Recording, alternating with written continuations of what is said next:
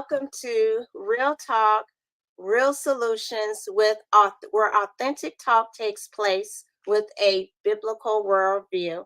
Thank you, everyone, for your patience. And I don't know what happened, but we are here. So I'm so glad that everything was able to work out because I really believe that Mr. Brown's testimony, his story, as he puts it, is going to be such a blessing to all those who are watching now and who will watch this in later. And so I just want to say first, once again, thank everyone for coming and supporting Mr. Brown and also coming and supporting the channel. I want to say thank you so much for those who came back again and those who are new. I want to thank Shireen, my moderator, who does a excellent, great job. So thank you so much. So what I want to do, and next I want to say, if you have any questions, please leave the letter Q or question in front of your question, and so that we can identify it and put it up on the screen, and we can, and then go from there. So, with no further delay, I want to bring on Mr. Brown. Hi, Mr. Howdy. Brown. How are you? Thank you. I'm good. I'm good. And you? I'm well. I'm well. Good, Very well. good, good, good. Mr. Brown, I just want to say thank you so much for your patience. I was going to be mortified this would not have went through again. I want to thank you for your time and taking out of your schedule and being respectful to that as well as to everyone else. So I am all nervousness. Outside of that, we're on. I'm good. Good, So good. yes. So, Mr. Brown, I want to let this flow how naturally for you, meaning, so we have people who are new, we have people who are returning. And so, how do you like for us to go into part two? Do you want to do a summary? Do you want to do a recap? Do you want me to do that? Now you can do Or the recap. I'll just go from where we had the last questionings on. Yeah. so you wanna start where we left Left off? off. Yeah. Uh, where we left off. Okay. So I don't know if you remember where we left off at, but You it said you had was more questions about my journey after fatherhood or something like that. And then you said you wanted to recap a couple of things when I was in my suicide days. I don't know how early or long past that yes, we wanted to talk about. yes, yes. I'm trying to think the order.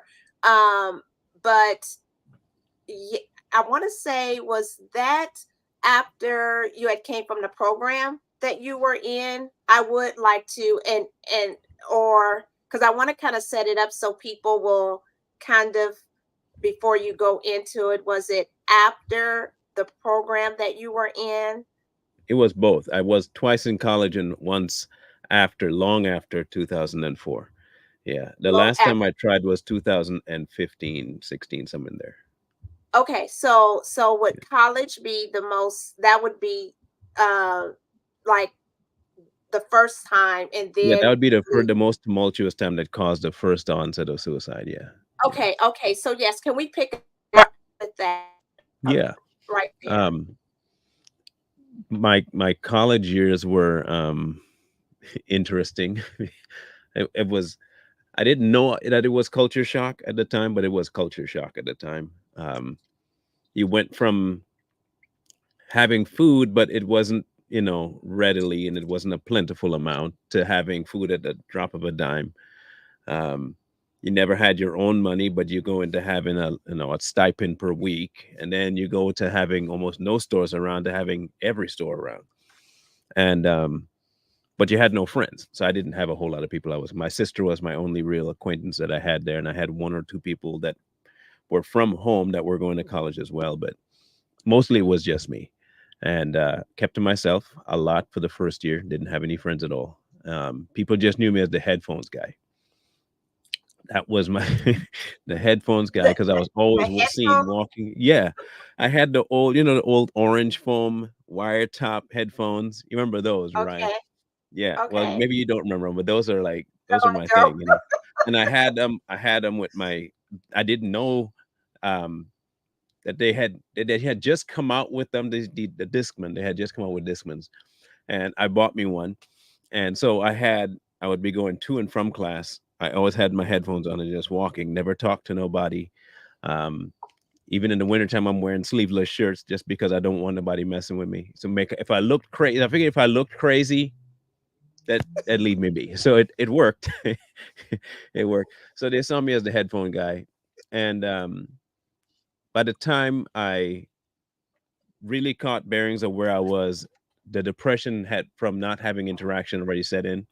But I was also dealing with hearing stuff on Sunday and my own life and the battle of knowing right from wrong and wanting to give in to all my mess. Um, and then by the second year, I was starting to fail because I was giving way too much attention to my addiction. I would stay up late and I wouldn't go to school on time, go to classes on time. I'd skip chapel. And so all of it started to cascade. I started using my money for overseas phone calls and all this stuff, all the 900 numbers when it was out. That was me. I was up late at night. All of it revolved.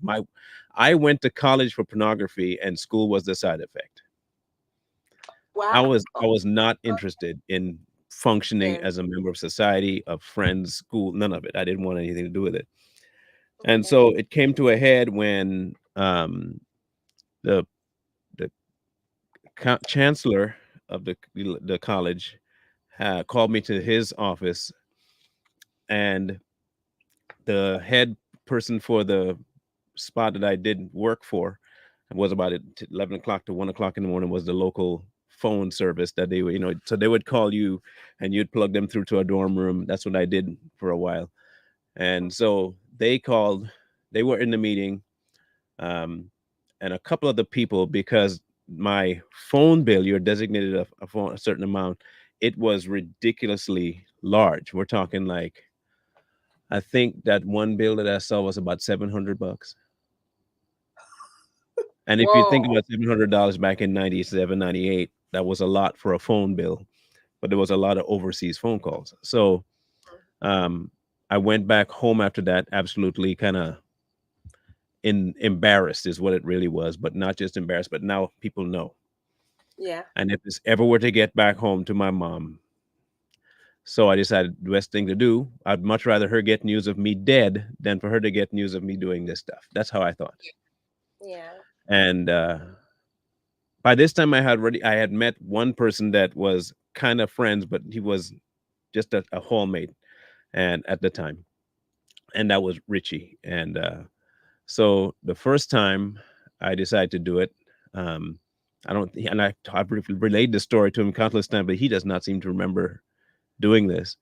Okay. But usually it's the people that the story happens to, they remember most. But um, he came into my room, but he didn't just come in. He busted into my room because he didn't hear no reply. Normally, I would at least, So, and by then, I tried to cut myself but it didn't function. I did enough to black out, but that was about it. Didn't talk to anybody about it. It was just a him and I thing. Um, and then the second time was another year later, um, and didn't work obviously. And then um, by then I just thought, you know what, I'll continue my sin and just be at peace with it. Embrace it. It is Mm. what you want to do anyway, just do it. So my mindset kind of switched from there. And then I found my first wife, and it just escalated because I thought, okay, she doesn't really want to get married, but I don't really want to get married, but neither one of us are getting married. It'd be a way to cure my mess. And so it worked out like that's how I saw it, as an exchange. And that marriage was rough, but not because of her, but because of me. It was just really, really, really, really rough. Right. Um, and by the time we got divorced, and all that stuff happened, and fast forward to my injuries, and I'm now married again. my mind slipped all the way back to um, when you're healing from an injury. It gives you time to think too much, and so I was thinking too much. Um, Laying on my couch, my daughter had just left for the week. She would come and stay for the week, and then leave for the week, and come back and stay for the week. Right. I made sure to pick a week that she wasn't going to be there, Mm. and um, all that stuff came back rushing like a you never was good in college. You were never a good husband in the beginning, and now you're laid up. You can't work, and blah blah blah. It just cascaded, Found and that was the third attempt. So the two in college were spaced about a year, and then I went a long time just indulging, and then third time showed up and reminded me of everything I was trying to put on the back burner. Um, True it was, as true as it was, it was not. It wasn't God talking, at least not in the way I was taking it. right. I have no doubt it was he would. My conscience is him bringing it to the surface, but how I take it at the time he brings it to me, I can assign it anything I want, and I assign it as guilt. And my guilt got the best of me, and so I decided to just, like I said, I think I told you guys this last time. I took uh, way more painkillers than I should, Yeah. and Yeah. I tipped back about 4 or 5 shots of pretty high proof liquor, and Mm. passed out. So I thought that was it. I was gone, and woke up Yeah. again. So um, Uh, yeah. yeah, yeah. So that was my stint with. Now, in between all that, the mindset I had was, it was a very what's the best way to put this? I felt schizophrenic.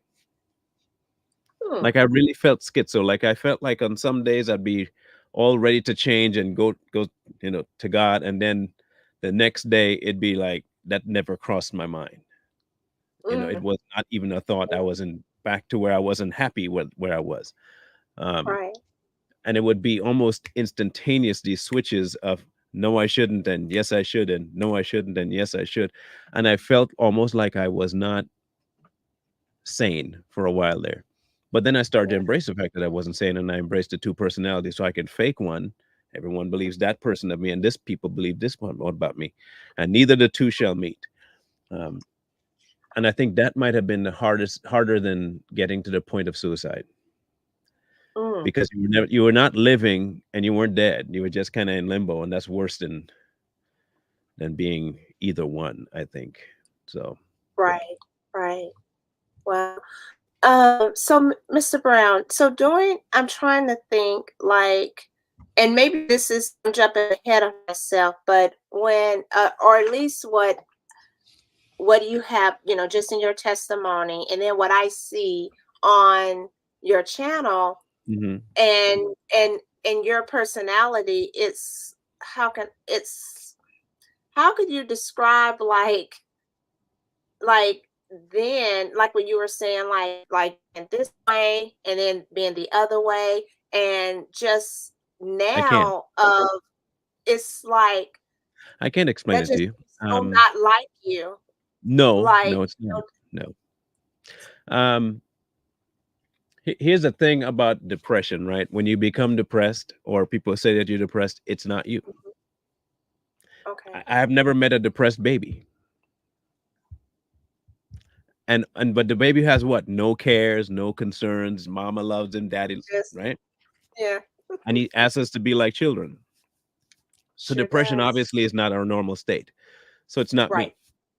Okay. So once I figured out it's not me, I said, okay, well, I have anything to be excited about? No, not really. But when he when all my disabilities started to come to the surface, and my back was out and blah blah blah. But after the shoulder surgery is when I had my disability hearing about a year later. Right. And it wasn't until he shattered my idea of who I was that I could actually listen to what he was saying. Now, mind you, I don't think I had been. This is just me. I do not believe I fully gave myself to him, which means I didn't think I was saved. I I Okay. I I was. It was definitely on my head that I was a church goer, Okay. and I knew of him. Um, and I've heard stories, and I've blamed him, but I've never actually given anything to him. Okay. Um, so during that whole explanation by the doctor of what I couldn't do and couldn't do and couldn't do and couldn't do, I finally Right. came to the spot where I told my wife, I said, he just took away the very last thing that I identified myself by, and that was my ability to work. I couldn't do now. I definitely can't do anything. In my head, I'm completely if any time another suicide attempt was going to slip in, it would have been then. Yeah. But it didn't cross my mind. It didn't even cross my. I was mad, no doubt. I was hurt by what I was hearing, but I was not thinking suicidal thoughts. Right. And in that moment of not being able to do anything, especially things that I identified myself by, this wasn't even about a depression at this point. It became a realization. So a long time, people kept telling me, he might be silent, shutting you down for you, so you can hear. That's what he's Yeah. doing. He's shutting you down so you can start listening. And I didn't like to hear that. Yeah. So I did. I shut down and listened. I didn't hear anything. And I started to just kind of wake up in the morning because I couldn't sleep at a certain time. Just got up and start recording these videos. And I just say something, that's going through my head, and realize Right. he started to talk then. Like, put more of these out. That's all I was kind of getting, was put more of them out. Mm. And Wow. then by the time I put a few of them out there, they were just, it was just my old Facebook account. It wasn't anything I was looking for attention or anything like that. Right. But by the time I got around to doing an actual live or something, that had already been set up because of a video I did that I had no intention of it going, just went berserk, and I kind of got thrust into the limelight, and then I found Corey, and that was that. And during the second stint with Corey is when he finally got my attention about what you see on screen today, and that was only a couple 3 years ago. Oh, wow. Okay. um when I was sitting there with him talking with Corey and about the direction I wanted to take my channel, he's like, I gotta tell you, you probably you do well to not do a channel like that. And I was like, well, I don't know why I wouldn't, but he said, you're supposed to be talking about God on that channel. That's what he told me. And I was like, man, come on. Like, he's like, I'm telling you, I'm 100% convinced God wants you to talk about himself on that channel. And I decided to try it and just kind of started the channel, went and did my first show, just talking about what I, you know, knew already of God and the few things I was dropping in the morning, and that was Right. it.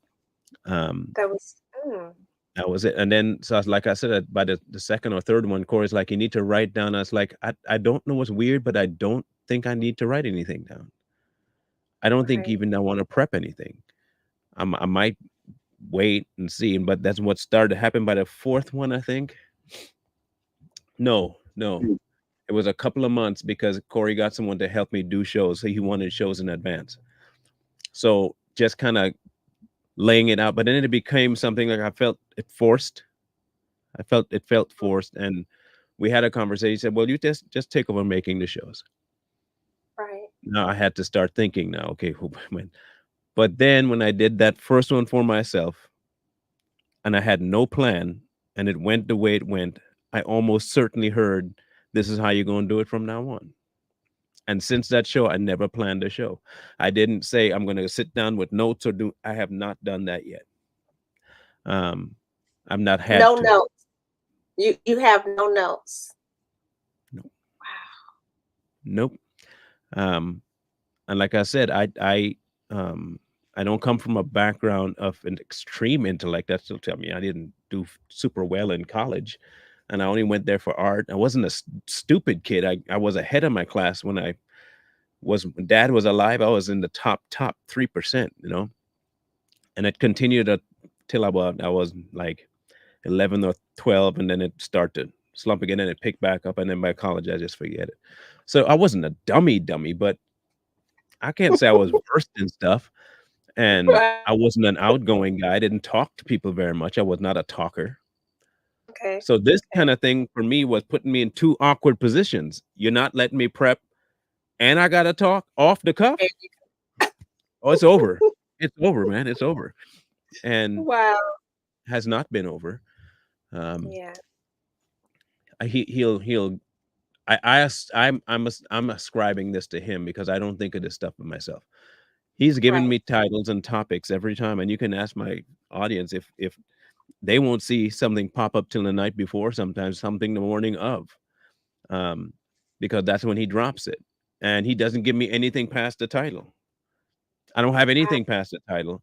I mean, the title itself brings verses to my mind, but it's not like I have this. Middle of the show, I'll be changing direction, and he'll drop what verse I need, and so it's just been. Like I said, you can and you guys can ask my wife if I make and take any notes about anything, because when I leave the upstairs, I have like maybe a half hour before the show starts, and I'm down here, half hour. That's the first time I come downstairs. That's it. So the person you're seeing now, I cannot tell you how I got here. I really don't know. I This is why I say I didn't change anything. Um, Hmm. I did do one thing. I did do one thing. Um, and that was uh, never miss a day. So as much as I felt ill, migraines, and again, you can go back and look at most of my videos.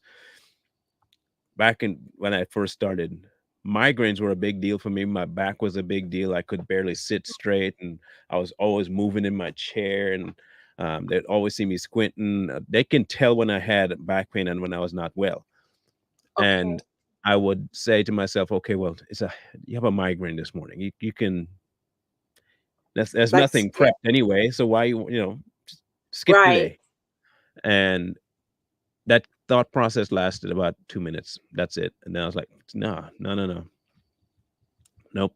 I never felt right about it to begin with, and then by the time I was obedient enough to do it every time, I said, "I can't disobey him on this one. I gotta go downstairs and do it." Even my wife was like, "But you got a headache." And my migraines Yeah. were bad. I had horrible migraines. Um, so I still went and did it. By the time I got 5 minutes into the show, most of the time the headache would be calm. And then near the Hmm. end of the show, it'd come back up, but during that time, the headache was minuscule pain. It was Yeah. right. So, for me, what you see now versus the story you hear, um, I consider it my blackout period. I don't know. I just did what I was supposed to do, regardless of how I felt, and Okay. this is the result. So is this him Wow. honoring obedience? Perhaps, Right. because I can't tell you what I did, so couldn't Wow. tell. It comes across, I can say this, very authentic. And I wonder, like, have you ever like thought about trying to prep? And if you did, it would probably be what that would look like. Have you What ever show did like I? just tried it? Like, I I did don't that. know, maybe you I had a did that for one show. I did that for one show, but the show itself had a whole lot of historical stuff to bring and tie in, and I think that was the okay, only reason I did that. Um, okay, the reason why I don't just try stuff on, especially on Straight Talk, and people might find this kind of crazy. This is just what um might experiment before.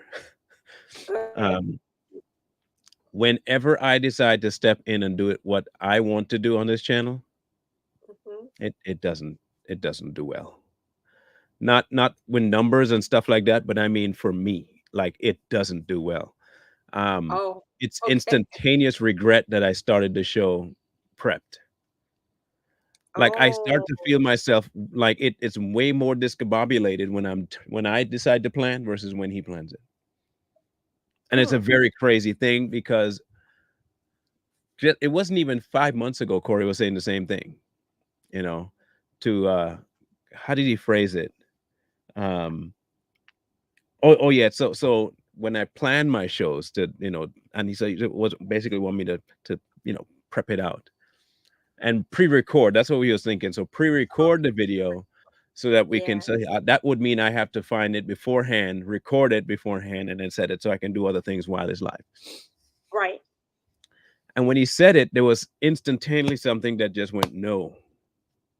Like it was a pressure on me to just to have it. And I said, well, let me think about that.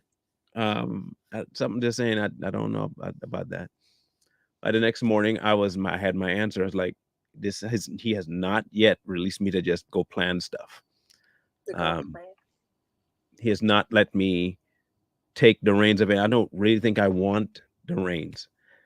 Honestly, this is me, right? I really love the people. What people see is me telling them stuff, right? What they don't see is when I get what it feels like to get a verse put in my head.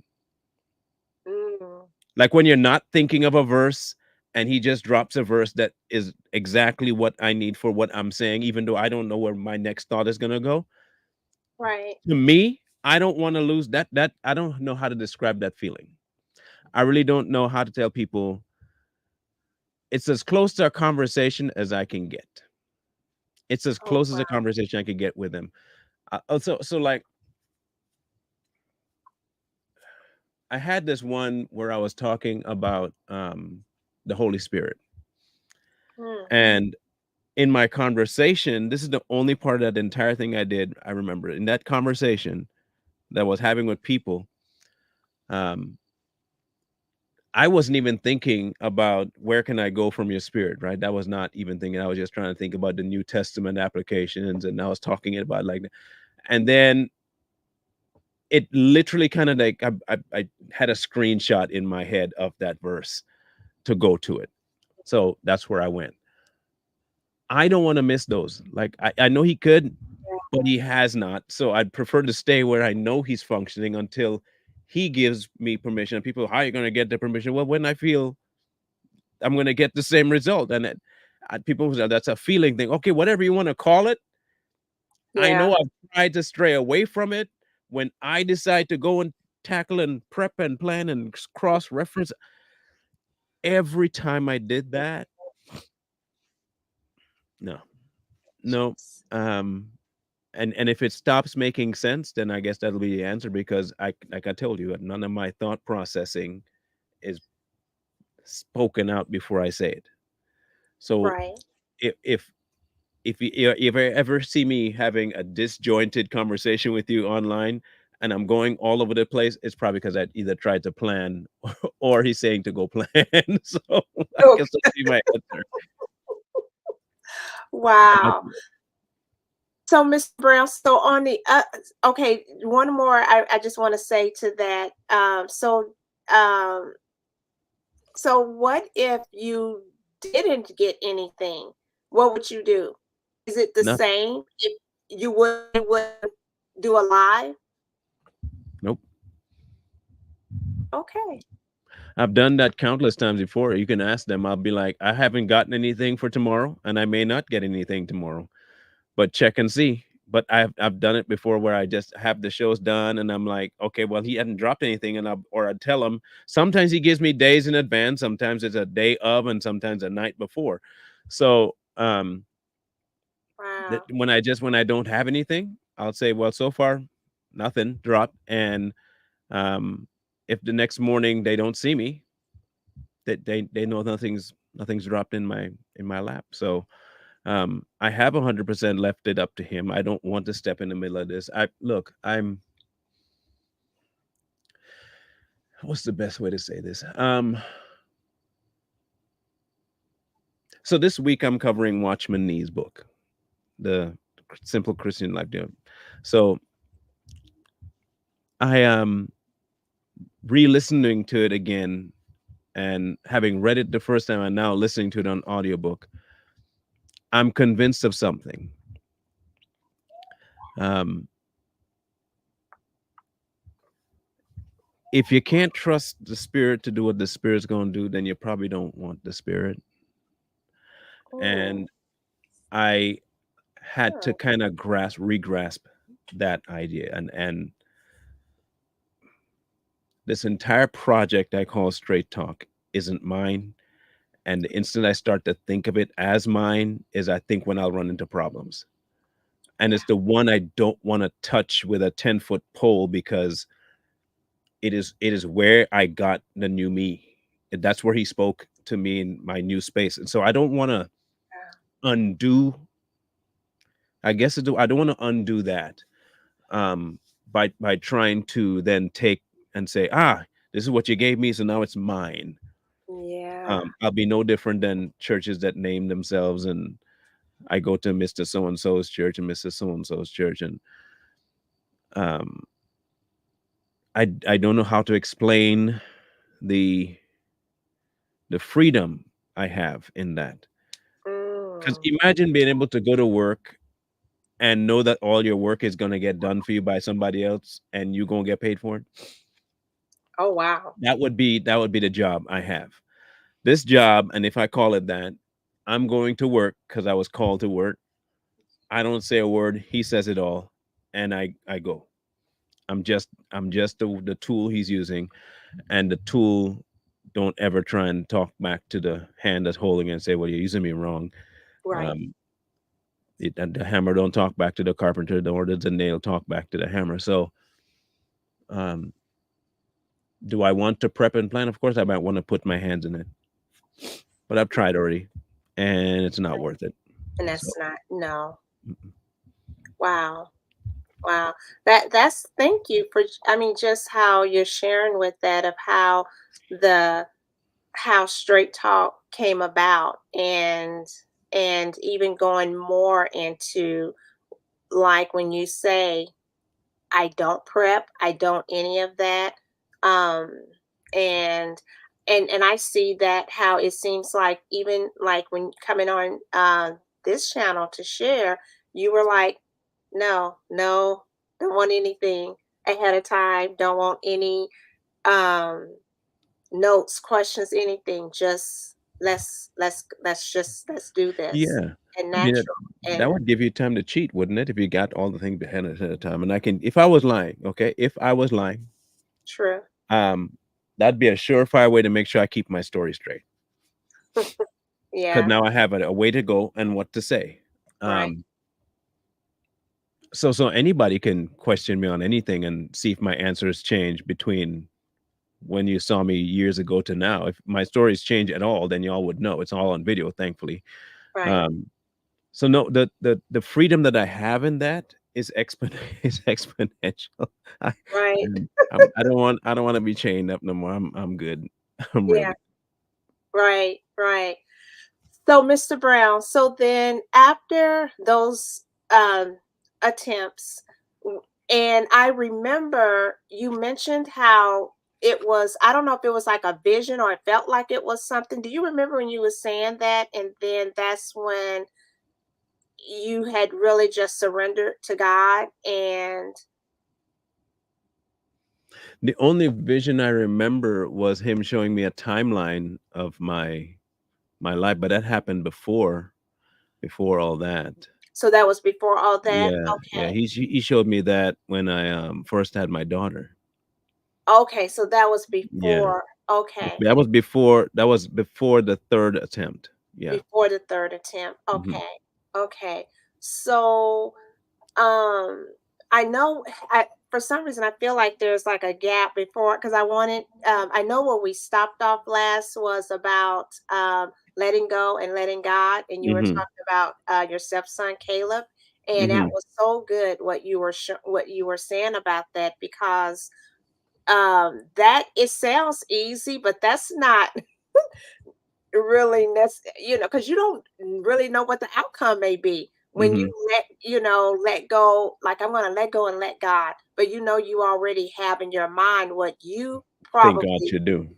exactly. Yeah. So let's go to that. Let's go to that. Um, I can honestly tell you the first time I said I'm done I was done. I didn't even care about the letting go and let God at that point. just I was just Just done like, with it, I'm bro. Like, done. Negro, get be gone. I ain't bothered with you no more. Now, mind you, before all this, he had already been to juvie. He went to juvie for about 8 months, and so he had a big fight in our house, and cops had to be called, and cops were Ooh, putting him down. And look, he had, and when he was leaving, he spat at his mom. He didn't even remember that because he was so high and drunk ooh, at 14, 15. mm, Okay, so he had a massive disrespect issue going on, but that was because of the hurt that he had with his dad. He did not know how to address. He didn't know how to talk to me about it. He didn't know how to talk to his mom about it. He was just in a place of absolute demolition, soul wise. okay. And so the night that drew that "I'm done with you" issue was he left the house fine one night, just regular, Caleb. Okay, cool. You're going to go hang with your friends. Okay, we didn't know. So he's gone. Comes back around 10:30 at night, just hollering down the place and cussing his mom out, drunk out of his mind. So I had to step in front because I was not going to let him, disrespect his mom like that. Yeah. And he started saying, "I'm gonna kill you, Nick. I'm gonna." I mean, he's got you step. Jeez. I've been always wanted to kill you, and like he went off. Ooh, yeah. So I said, "Well, if you're gonna do it, make sure you do it quick. I'm right here, but then make sure you succeed. That's all." I'm asking. If you're gonna try. Right. But I was saying it as calm as possible, and so he ended up leaving for the night. And that night, I went to bed and I said, "God, look, I ain't got nothing else to offer, Caleb. I got nothing. I have nothing to do. I can't. Yeah. I'm done. And if you're gonna do something, that's on you. I'm done."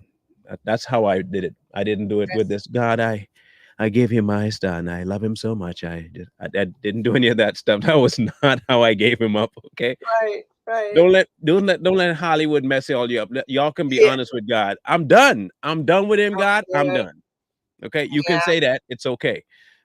He already knew you're done with him anyway, and that's good. Frustrate you to let you say I'm done. That it'll Right. work. Right. So I never he after that point, he came home the next day, was trying to, kind of talk, and I just I'm done with you. I'm not talking to you the rest of the time that you're here. And Yeah. I didn't. I didn't for a month and a half. He would be in the house. I didn't say jack squat to that bro. Passed right by him. He was like a breeze. That was it. Never spoke to him. And he started to feel it. He started to feel it like big time. Mhm. And let me see if I have this here. There's no guarantees I'll make it through this, but um, I think I may have it. But anyway, I was live one night, and he sent me a message. Um, yeah, he sent me a message on a text message, and so it was this. I mean, long, long, long message, Wow. and apologizing for everything he did, and blah blah blah blah blah. And so I said, okay, we'll have a conversation one day. And we finally had a talk, and things kind of came back to regular. But he Mm, had not had his encounter yet. okay. I think he had a encounter, but not to the extent that he was going to have, which was going to be intense, and he didn't think he'd experience that. But we went on ahead for another year or so, and then um, we saw changes, small, but changes. He was less volatile. He actually wanted to hang out with his family. A small change, but there was still some fight in there. Right. And then I don't know if you saw the video of his testimony on my page, but he's on there telling his whole story. Oh, Um, and okay. it is if you want me to play it, I think he would say it better than I could. Yes, Um, please. let me see if I can find it here. It's a ways back, but um, where is it here? There it is. All right, that was easy to find. Play. All right. Yeah, he's made quite a miraculous switch around. Um, and what you see in his face in this one is the change. Okay. I'll go ahead and so thank you. Okay, so thank you for doing this.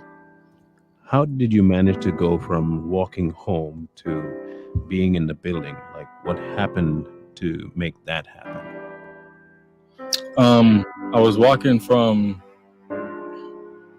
east, and I walked past the church, and I just heard "Come to me," and I was in my own head. I'm used to being in my own head, and I wouldn't have anything to come to myself. So I heard "Come to me," so I turned around and went back into the church, and I stood outside of the service for a bit, just waiting, and yeah, that was probably about it. So, what happened when you got inside? Did you manage to catch any of the sermon that was going on? I came in and I heard David preaching about he was asking if anyone wanted to give their lives to Jesus, or anyone wanted to be baptized, and of course it was the night I choose to come in is everyone's getting baptized. And I just heard "Don't be afraid" as I'm standing outside. So I opened doors, and as I walk in, I was like, this is it. And I sat in the back, and I was just waiting for something to happen. So, from the back of the room, when he said, "Don't be afraid," what prompted you to listen? What was it exactly that made you want to get up and go forward and join the line that was ahead of you? Honestly, I just started moving. I stood up. I had my hands in the air. I was just asking God to just show me. And I just started walking towards the pool. And as I was walking, I just felt lighter and lighter as I got there.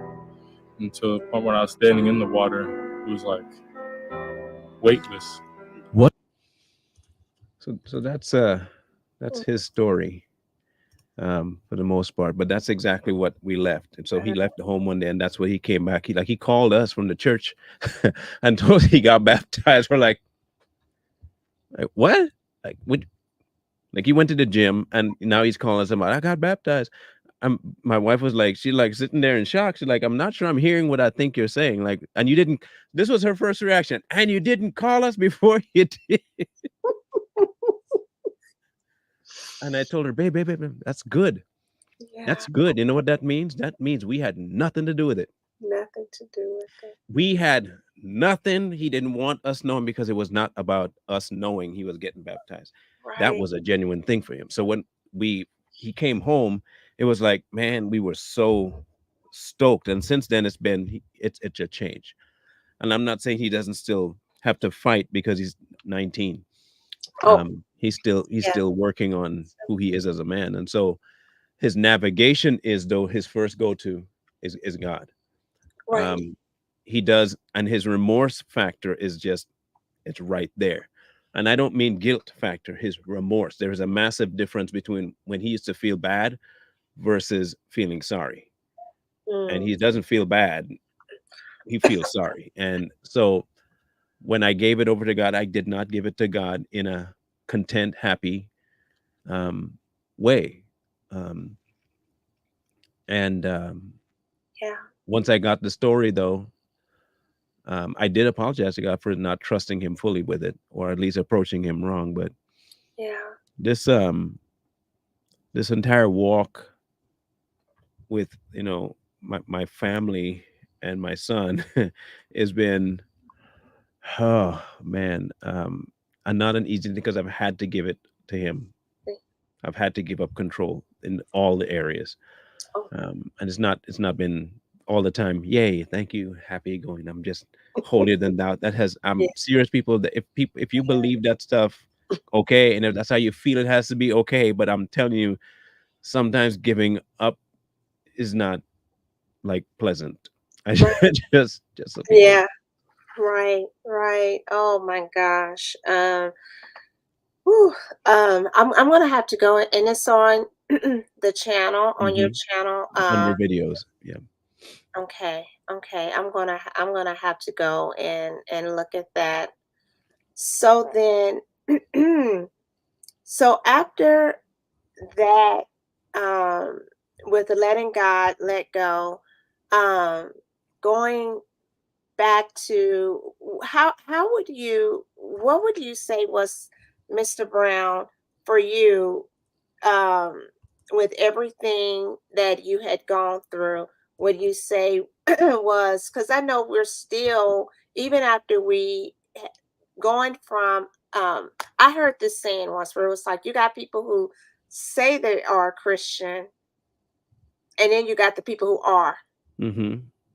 And so where would you say was the point where you knew that something was different? In me, Yes. um, Where the day I knew something was ultimately different was the morning after that um, attempt on my wife's attempt on her life. I think it was that exact morning. Um, if there ever was a pinpoint accurate day, it'd be that day that he got my attention, fully got my attention. When I say like attention, he got my attention. yeah. Um, that was the beginning of the transition. Um, if I was to pin it down, it'd be that day, It and would that be was a good 2 or 3 years before everything collapsed fully. okay. Wow. Yeah. Wow. Mr. Brown, I feel like there's um you're and I've listened to your testimony more than once. And so and even going back, listening with part one, and then how I'm hearing what you're saying, it just seems like it's the same, but yet it's so many, seems like layers to it, but it's the There same. is. There is. Well, and like I said, because I tell people to, I read my this is why I know it's him. I'll give you so I have very poor short-term memory since my um head injury when I fell. Um and it's only going to get, they told me it was only going to get progressively worse because it's actual tissue damage, not like neurons or liquids. It's an actual tissue that got, it was a very severe concussion.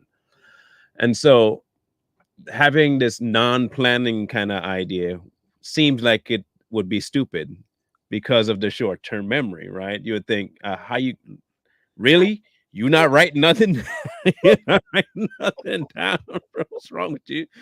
The crazy thing is I don't remember what I say anyway, so it didn't work. It works out fine for me.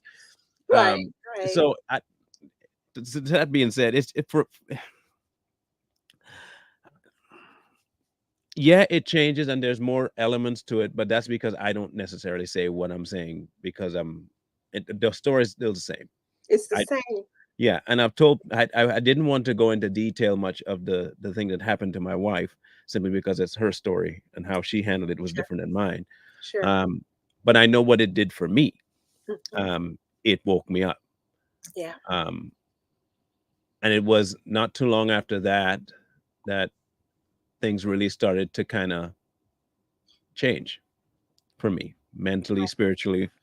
Um, and not to say he wasn't getting his hints in before.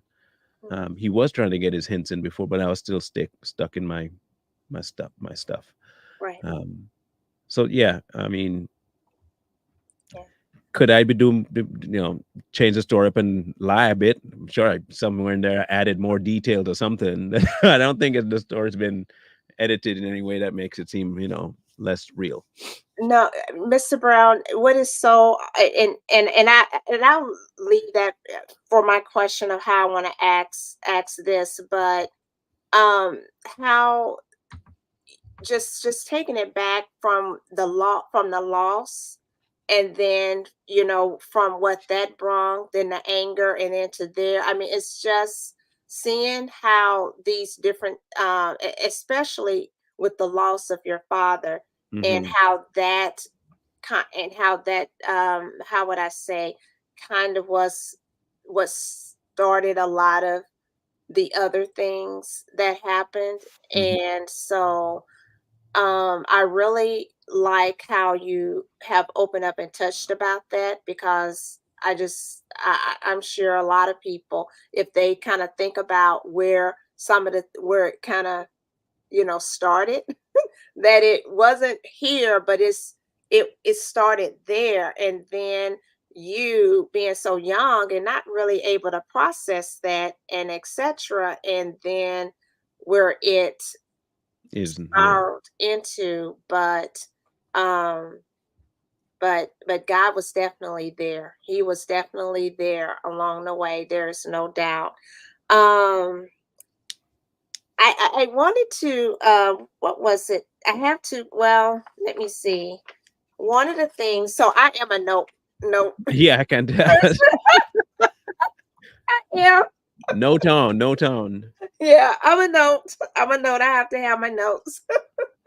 But so Mr. Brown, what would you, because I do want to go, if anyone have questions, I do have a few questions, but I want to say this. What would you say to the person who's watching now, who will be watching? What would you say to someone um who, let me see, how did I put it?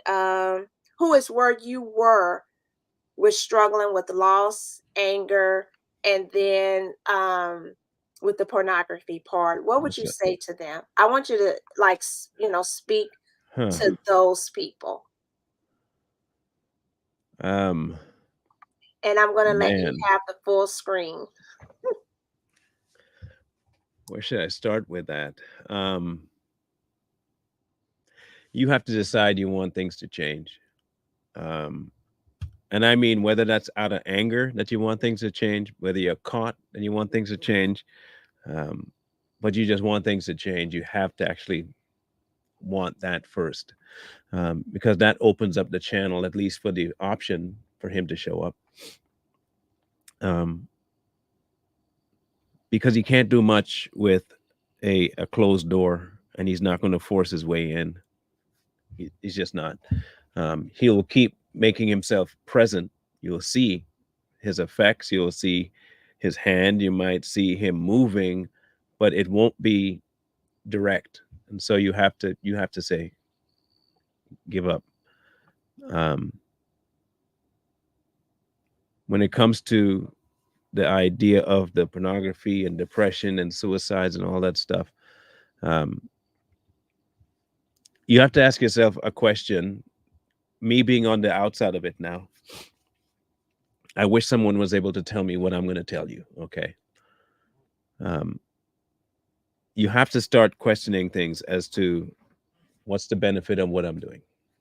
Okay. Um, is it helping or is it harming me? And I'm pretty sure you can answer those questions pretty easily. Okay. And be honest with yourself. You already don't like yourself if you're depressed. And so you might as well answer honestly, since you're probably going to give the most honest answer in that place, having doing what you're doing. Okay. So answer the question. And then decide if you want to have God start doing what he's supposed to do. The thing is, if you don't tell him whatever you got to do, do it, and then he shows you what you got to do, and you don't want to do it, then you didn't really want him to do what he's got to do. So that's why I said you have to say to yourself, I'm done, whatever the reasons, anger, but be done, and want the change. But the small things are the ones you got to make sure that you do. Everybody can do the big, everybody can do the elaborate things, everybody can do that, but not everybody wants to do the small things that create the big things later on, because you think it's not that big a deal. So when he asks you to get rid of small things, either that be people you know, places you go, shows you watch, might even come down to kind of clothes you wear, um, minuscule things, how you sleep, how you shower. They might sound stupid, but those are the kind of things that have created habitual things with you, either because of depression or because of suicide or because of the pornography, especially if they all come in threes, and they usually do. So my advice then is, once you've decided that you're done and you give it up and you tell him what you got to do, be ready for him to do what he's got to do. Small things first. He brought to my attention of the little foxes. He never warned them about bandits breaking in and burning the stuff. He told them to mind for the foxes, because they're so small and you look at them and you think they're not that harmful. I mean, it's a little fox. What are you going to do? And then he goes and brings a whole bunch of his friends, and pretty soon all your whole garden's gone. So check for the small things and change the small things. And even if it's difficult, you have to do it. And then finally, don't rush the process. Just let it happen. The thing about our expectation is that it can get in the way of his progress. Like, we want to get somewhere so fast, and so far we start to think that we're there and forget that we're not, and then we start to give way to other things because we thought we arrived. Trust me on this one, and it may sound bad, but it may sound weird too. You'll know. You won't have to keep guessing if you are, and you won't have to be like maybe, and you won't have to what next. You'll just know that this is something that I have now become okay with. It's a dynamic I love, and I'm done with all the other things because I'm just done with them. They just don't have an appeal anymore. They don't have the reach they did. I don't have the same effect. They don't have what they used to have over me. You won't have to check and see, like, I wonder if I still do, or I wonder if this thing is ever going to come back, or it's going to be known. But all of this doesn't happen if you're not willing for it to happen, and take that step. Some of us, it may become a catalyst, might be tragedy, which it was for me. It might be just a loss of something that you hold dear, loss of a relationship, loss of a job. Or it might be the appeal of a job that might kickstart you, the appeal of a love interest, the request of someone that you hold in high regard. It could be anything that starts you off that way. But you have to decide it's done. You're either sick of it or you're not, and until you can figure that out, that the true change ain't gonna happen. So that's what I would tell them. Wow. Thank you for that, Mr. Brown. I actually I want to shift a little bit. I want to see if there's any questions in the comment section, because I do there's a question that I wanted to ask you. I'm looking. I don't see any questions yet. You don't see any? Okay. Mhm. So I wanted to ask this question. When someone, like, it could for instance, like, it could be a spouse, Mhm. and one or the other is blaming the other for, like, you're the reason I went into pornography, Mhm. or you're the reason for this or for that. What would you say to that? Because a lot of times taking ownership is so easy to shift, the blame Mhm. onto the other person, as to for whatever. And so, could you speak to that?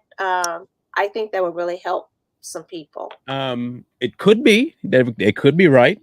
They could be right, because it does talk about withholding something from your spouse because you don't wanna, and that could indeed, I mean, push the other. Now, hear me out. Push the other person to have to make that choice, not push the other person to make that choice. There's a big difference between having to make it and having already made it because of something you did. Okay. Okay. I have a responsibility, yes. And if I don't fulfill it, I can harm the other person emotionally, and they can be open to many more options they would not have had if I just did my job, right? Good. Okay. So, that being said, they could also be just deflecting and trying to make the other person feel bad because they've had their addiction. But the person that's getting the rebuttal can't say much, and I'll tell you why. It's not like you can say, well, first, don't take the onus just because, but of course, be honest with yourself if you know you've not been fulfilling, even it is because you found out that they were doing pornography. If that's the reason why you separated yourself and did not convey that, you might have to take at least a little bit of blame, for male or female, for that. Okay. But you can't really say much to them at that point because they have not come to the point where they are realizing that they're the problem. The pornography is on my end. I need to figure it out. So with that, that's how I wouldn't say that I can tell the other person, because obviously the one that's saying I don't have a problem or is having the issue with you calling me out, Right. you can't walk their walk anyway. However, if you're a male or a female, and you have to understand this, your patience level with that person has to quadruple. And that's the part where people are saying, no, I'm not putting up with that. You don't look, you consider it cheating, you can divorce them. It's infidelity. Didn't Christ say if you commit something in your heart, that's adultery? You already done it, right? Okay, so then you're done, right? Cool. Okay, so you're done. So decide that. Instead of saying I'm going to be done or I want to be done, obviously something else is keeping you there. And you know that you've probably done something yourself, not necessarily cheat, but not done your responsibility, because it also says in the book that make sure you come together again so you don't give the devil room to tempt you. Right. And it also said don't make your brother stumble. So technically, it's on you. So you can't really say, now I'm going to get a divorce. Now you started this. So you see how quickly, if you just would analyze things overall, you'd realize that it's not just one person to blame. It's both of y'all. Either you're not following God, or they're not following, or you're both not following God. So that's the way I would approach it. Check yourself first. To the people that have the issue, you need to figure out whether or not you want to change this or not. Instead of blaming the other person because you got enough to fix before you can start taking out beams and specs. You got to check that one first. And so, but again, me saying that, the person with the problem has to want to have that change. They may not see it though. So it's a hard place. So if the person doesn't see it, then you have to be patient. Because it says so you might win your spouse over with your dedication to God, right? How you serve God, they'll be won over. So yeah, your job, male or female, is to follow God first. And if he had patience with you, yeah, you might want to have some patience with other people too. I'm just saying. Right. Okay. Well, Mr. Someone Brown. had a question. I saw two, I think. Oh, okay. Let me see here. Yeah, there's one. Connie. Connie's question is, when did I start Straight Talk? Well, that's a crazy thing, because so you get, I know I'm being, a little bit, but I didn't. But if it were to give a date, it would be 2022. I had a channel before that I was doing politics stuff on, which eventually became the Savage Patriots one. And so yeah, 2022, I think, was when it really kicked off, Straight Talk. Yeah. What the benefits of what I'm doing? I don't think, is that a question? Ask I yourself. think that might have been a response to. I think it was a response. Yes. There's another one down there underneath Diane's comment. Underneath Diane. What would you do when you know a secret of your son's, but you never said anything? Do you think it's too late to tell them you know? No, you don't need to tell them anything. Drop that off at the cross and walk on. Unless it's something that has to do with his change that you want to see, unless it will give him something to catapult himself to a deeper relationship. Nah, that's what the cross is for. East-west business, forgetfulness and all that. Just tack, it's done. You forget what you saw, forget what you know, leave it alone. Part of it too is, if God ain't prompting you to do it, why are you thinking about it? One, because you just have you do it. He wouldn't have you think about doing it. He'd just say, go do that. But secondarily, if you really do trust God, then you wouldn't have to do a whole lot at all anyway. So either way, you're good. So just saying. There's a last one there. Another. At the very bottom. At the very, okay, I see. There it is. He's using all of us. I might be a loudmouth one. I might be one of them broad rim vessels. I don't know, but I do. However, I do, like I tell you most of the time, this is also what all of us are supposed to be doing anyway. I think sometimes we take the Great Commission idea and only leave it to preachers.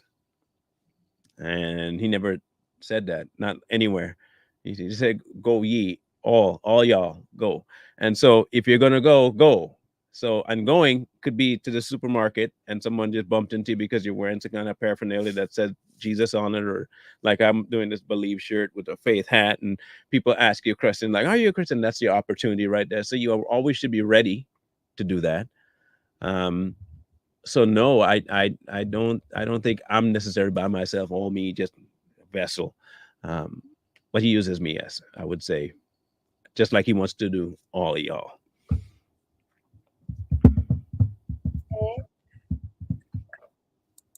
So, Mr. Brown, this is a question. It's not really it's not my question, but it was it was in a discussion that came up once. And the question basically it was, is a prostitute fit to be married? And the person said, no, they weren't.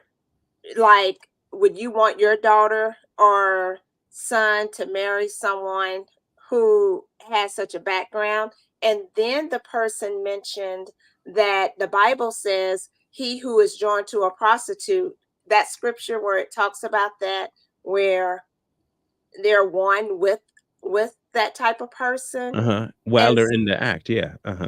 okay, so Yeah. I was like, if it's a former, how can you say that? Because they That's believe the sin, and this is something that I'm going to be talking about this week. And the oh, way Watchman Nee phrases it is exactly how I wish I could have phrased it, but he says exactly what I've been thinking and been, I guess, trying to say on my program is this, right? We love to identify by this. Okay. And so we always put this before we put spirit. So I'm, but we'll say it like born again, and then we'll say sinner. So you can't be a born again sinner. That means you're twice the sinner you were before. Okay. I'm sorry, but you're not a sinner anymore if you've accepted Christ. Now you're a child of God. Okay. So telling anybody we're all sinners is absolutely nonsensical to me. I'm not saying that I don't still live in a body of sin and that it is still there. I'm not denouncing that. But I am not a sinner. That's not, I don't even mention the fact that I was, because I'm not. That's why I said such were some of you. So if it's a person that's no longer that because they've been saved, their new identity is white, clothed, covered. So I that mindset is ritualistic, but it's also very religious. And so what they want to do is to keep you identified. It's a it's almost like a reverse humiliation thing. If I think of myself as less, then I must be more godly. If I think of myself as the sin that I was, and I'm so yeah, okay, obviously you're trash. We knew that. That's why Jesus had to die.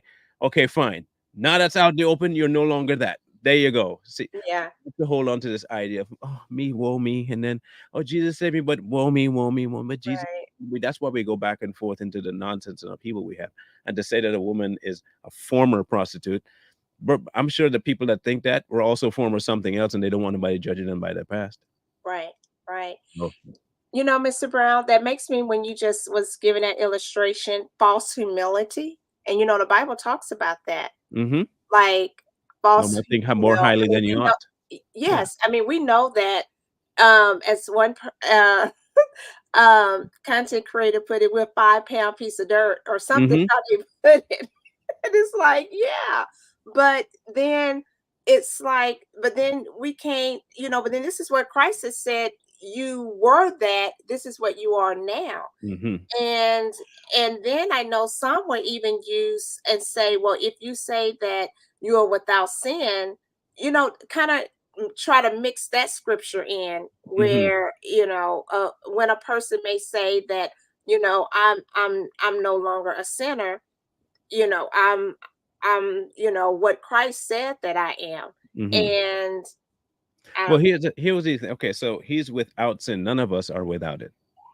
We're no longer condemned by it, though. There's a big difference. The people that were there are automatically condemned because They probably didn't even have the sacrifice they were supposed to have yet. Okay.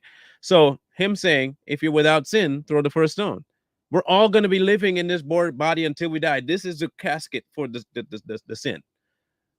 The activity you do from sin, that's not the sin. The sin is actually where you are, and you only produce from what you are. You what we consider these sin actions are from a position of sin, plain and simple.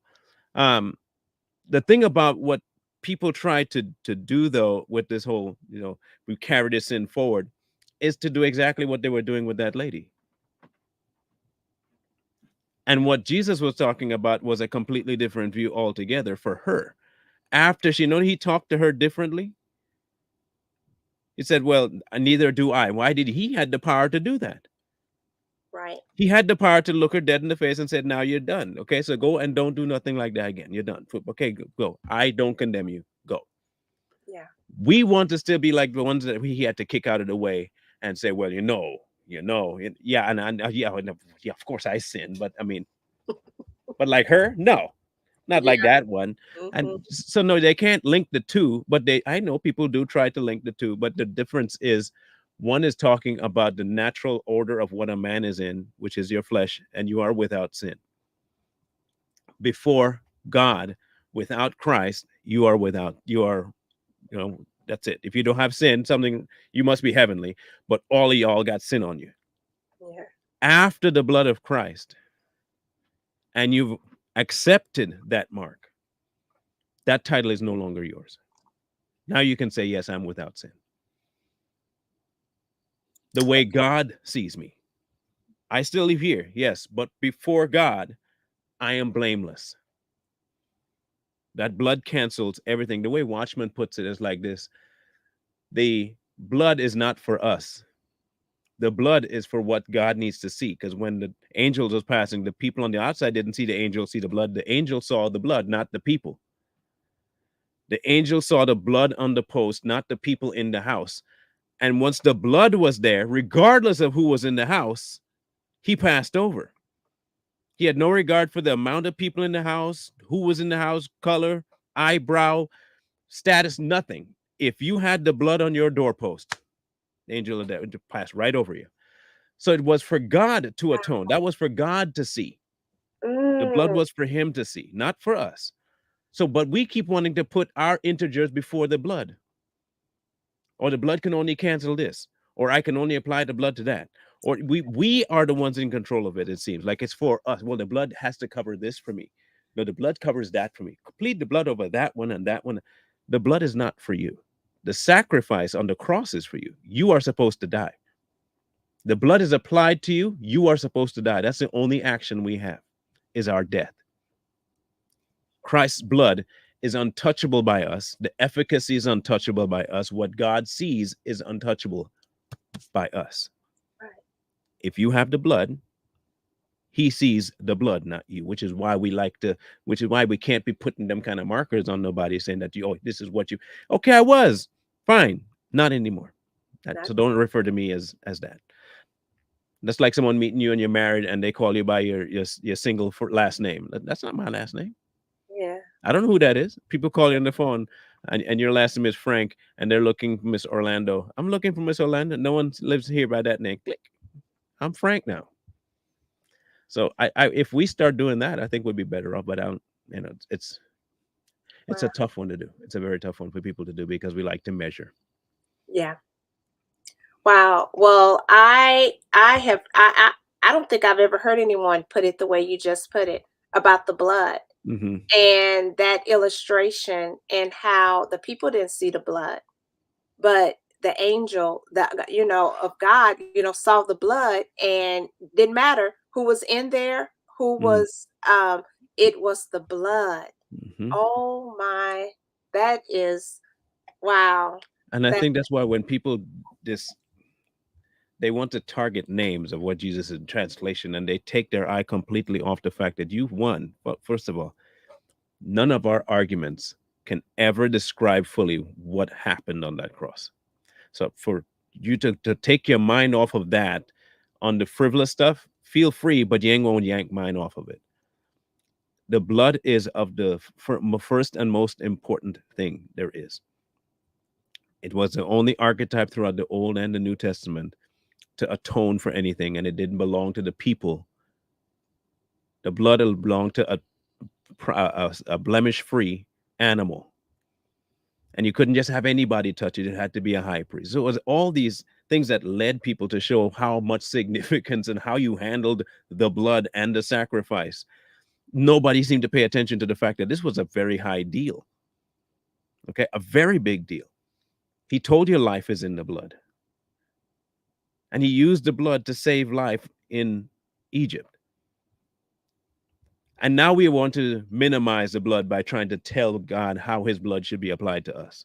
That takes some, bruh, you got some cojones to be doing that. That's past Job level kind of crazy right there. That's all I know. Like, not even Job's friends with Elihu wouldn't do that. I wouldn't do it if I were you. We want to mitigate the blood, the importance of the blood. Wow. And you can't, because he can't look at us without it. Ooh. We can't stand before him without it.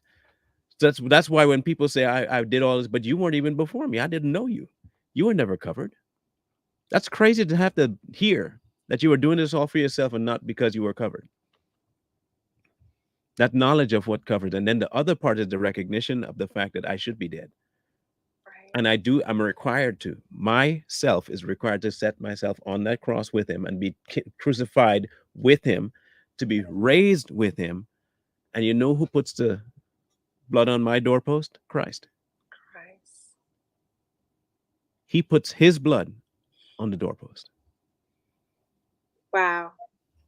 Wow. Wow, beautiful. Oh my goodness. So, I don't see any more questions, Mr. Brown. No problem. So this leads me to this. Mm-hmm. So we have a bonus. We do? Yes. No, remember I'm in pain today, so I can't. So. Oh, okay. Yeah. Okay.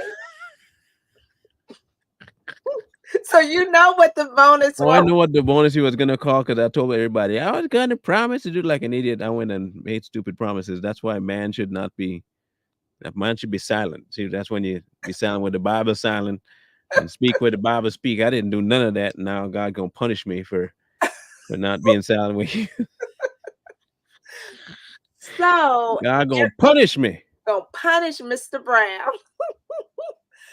Yeah. So everyone remember, yes, how Mr. Brown was going to bless us with a song. And I decided it's gonna be Yankee Doodle went to town riding on a pony. Is that sufficient for? Okay. Are you monetized? No. You don't get no money from YouTube yet? No. Okay, good. No. I'm not good as in that's a good thing. I'm asking not that's good for what I have to do then. Yeah. No. So then, since we're not going to get the bonus, that means, Mr. Brown, what does that mean? Hold on. Let me see if I can accommodate at least one something. Hold on. Okay. I'm checking something here. Hang on. Okay. Thank you, Layla. Thank you so much. Yes, I have been blessed. Yes, thank you. Oh.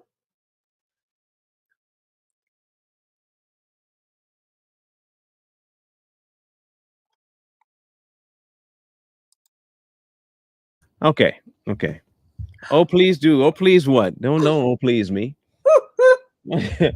Don't you oh, please me.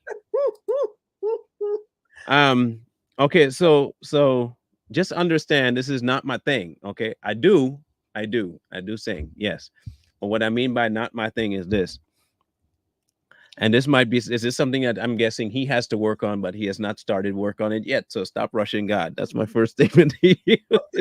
Okay. I'll quit trying to mess with God timing. That was my marker for almost all of my adult life in church. I was only wanted around because I could sing. So when I was at the Church of Christ was you can lead singing today. They don't even know if I'm walking with God or not. They don't care. You can sing, you're leading songs.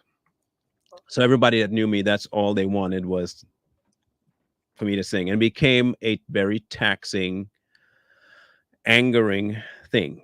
And so I would shower and car. That's it. Those are the two places. Or when I'm doing dishes, those are the three places I'll sing. And when I did do it elsewhere, it was all anger. I didn't want to do it. And then, you know, I was doing it at this place here, and I don't like doing it anywhere anymore. And so I did post three videos on my page from the times I did do worship, but I just want people to know this is not something I jump at the bit to do, like, oh, sing. Like, I really don't like my voice. So what I might do is take my picture down and just have the audio on. That's what I might do. Look, I'm just being honest with y'all. Okay. You know me. I don't try to beat around the bush. I just don't do it. Straight So talk. yeah, but I will. I have the song prepped, Okay. and I'm gonna take myself down so I don't have to have y'all know y'all watching me. You could throw up a picture later. It ain't no deep voice. Trust me, Connie. Look, I am a bass. But I have no songs out there that, unless it's 16 tons or something like that. That's about, in any case. So let me make sure I have the starting here again properly. Hang on one second.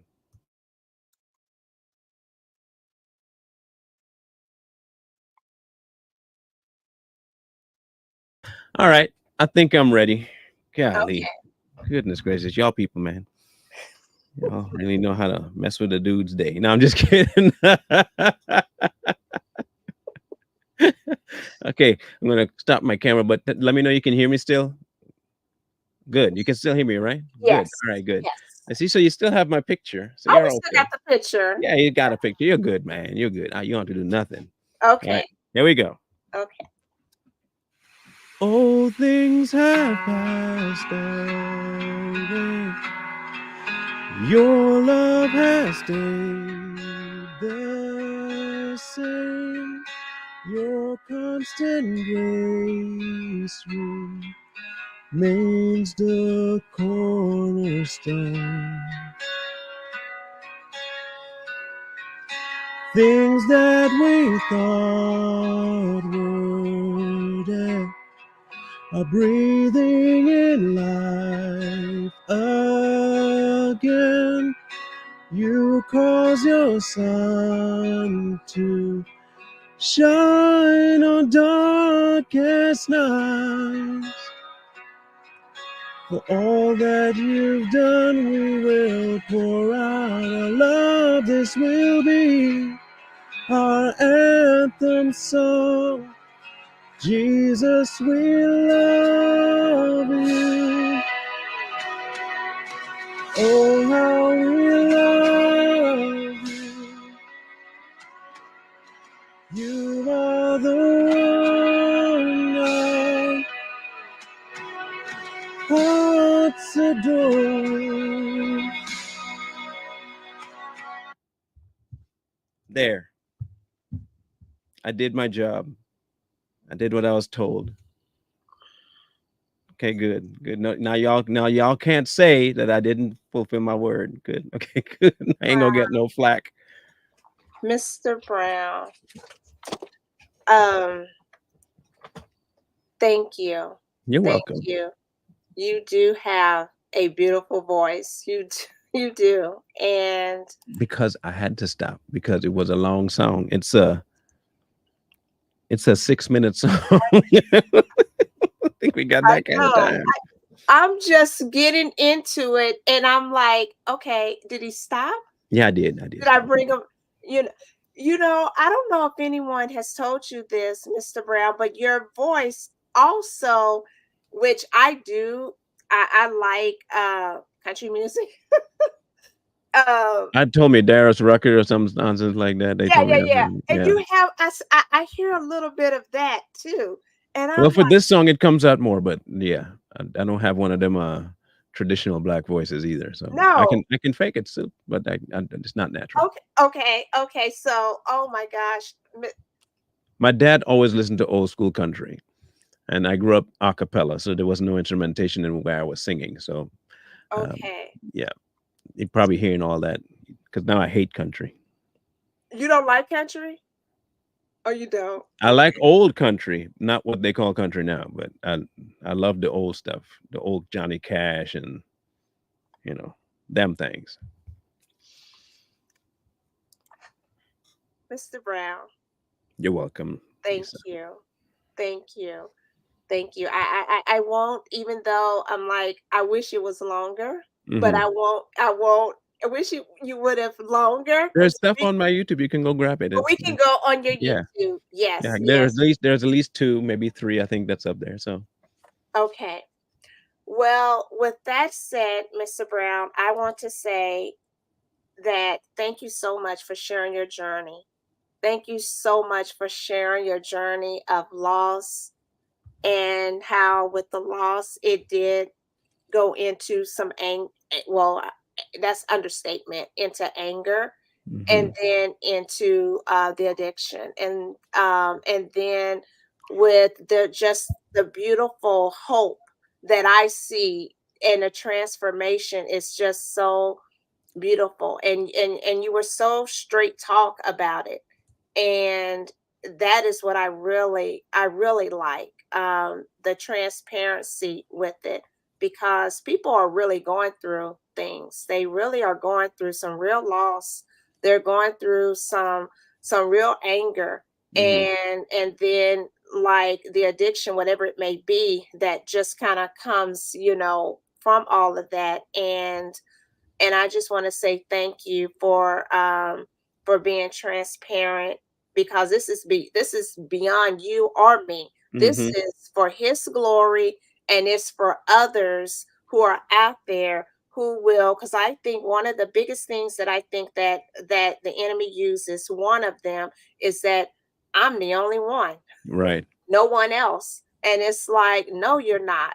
You're not the only one. It's nothing new. It's nothing, and that's what the enemy want you to think, to isolate you, to get you, and is there any hope?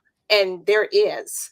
There Yeah. Yeah. is. There is. And so I want to say thank you so much. I also want to say I hope that the invitation, you can come on anytime, and hope, I don't know what it is with, I'll say this again, because some of the individuals that are in the that are on here, they were on Fridays live, and I did the same thing, and it I don't didn't. know what to tell you. I don't know what I to don't tell you. know. I don't know. I'm just like, I did the same thing, and it went off like a hitch. So I don't know.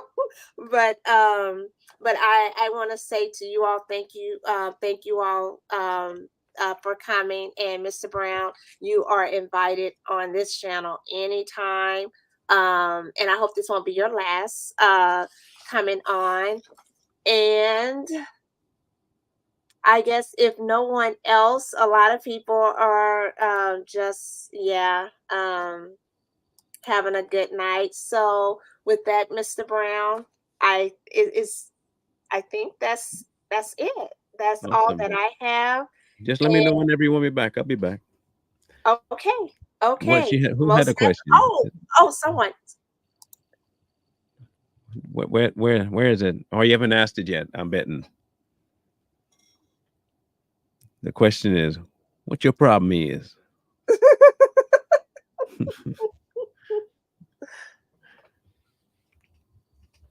This sister. Oh, okay. Where's that? I didn't see no There question. it is. Oh, Where? you did? Where's your question? Where's I'm looking. Oh, will you do a concert on your channel? Heck no. I ain't doing no concert on my channel. Concert? out? Concert? Hey, come on. I hope you don't drink wine because that question sounds like it might be coming from like, had too much wine. Concert? Nah. No. Nah, fam. Okay, I'll tell you. Let me not say no, because I know who likes to play jokes. He very funny. He very funny. Like if y'all ain't seen him work yet, he's a very funny guy. Yeah, I mean, God, like he's hilarious. He will do some stuff to you, especially when you say no. Yeah, yeah. Don't do that. Don't. So I'm not gonna say no. I'm sorry. I said no. I have no plans to. Let me put it like that. Okay. I Okay. have no plans to. Okay. And yes, our sister, nope, I don't drink. So that was straight, just, Okay. Okay. Well, so with that, Mr. Brown, and everyone, I want to say thank you. I cannot say thank you enough. This, I'm just this your story, his story, and it's out there for others and more people to hear, and the blessing that's just going to come from that. It just hit on so many things, even with parenting. um with Caleb, that was really powerful.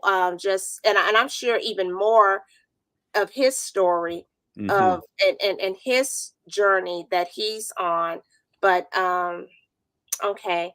Well, with that, I will say until next time, Mr. Brown, and everyone out there, grace and mercy. God bless, and shalom and good night. Peace. Thank you. Okay.